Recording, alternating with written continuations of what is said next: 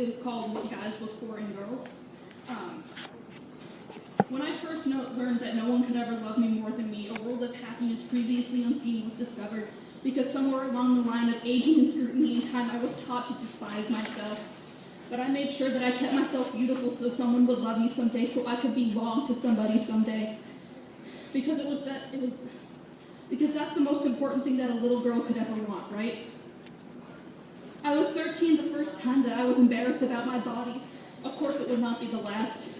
But I remember stuffing my bra in the morning with tears stinging my eyes, hoping, praying to something that I could look beautiful enough today, braces and all, for the ruthless boys who told me that, who mercilessly told me that I was worthless because my boobs weren't big enough. And I would go home and put on a sweatshirt with my eyes closed, deny myself the right to be shown myself, because I didn't dare want to insinuate beauty in regards to something so insulting as my body. But I mean, we all end up with our heads between our knees because the only place we ever truly feel safe is curled up inside the skin we've been taught to hate by a society that shuns our awful confidence and feeds us our own flaws. And sometimes when I need to meet the me that loves me, I can't find her. A reminder that the mirror is meant to be a curse so I can find her in my mind. But when she shouts, "Let me out," we're allowed to listen. But it's met by a chorus of conceited, egotistical narcissists.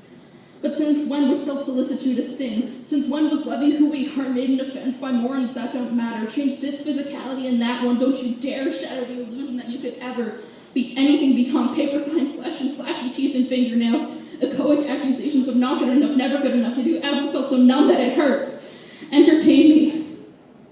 You can't surrender to them. You gotta remember that you're the only thing that you'll ever truly have. And no, I don't mean your body, because someday it'll go bad no matter what you do. I mean you. I mean the way your bright eyes go wild when you smile and how your laughter's so melodic it's a song. I mean the way your creativity is a compass that leads you to what you love, and you don't need any miracle cream to keep your passion smooth, hair for your diet pills to slim your kindness down. And when you start to drown in these petty expectations, you better examine the miracle of your existence, because you're worth so much more than your waistline. You're worth the beautiful thoughts you think and daring dreams you dream, undone and drunk off alcohol of being. But sometimes we forget that, because we live in a world where the media pulls us from the womb, nurses us, and teaches us our first words: skinny pretty, girl soft, quiet pretty, boys manly muscles pretty. But I don't care whether it's your gender, your looks, your weight, your skin, or where your love lies. None of that matters, because standards don't define you. You don't live to meet credentials established by a madman. You're a treasure whether you want to believe it or not, and maybe that's what the world should start looking for. Thank you.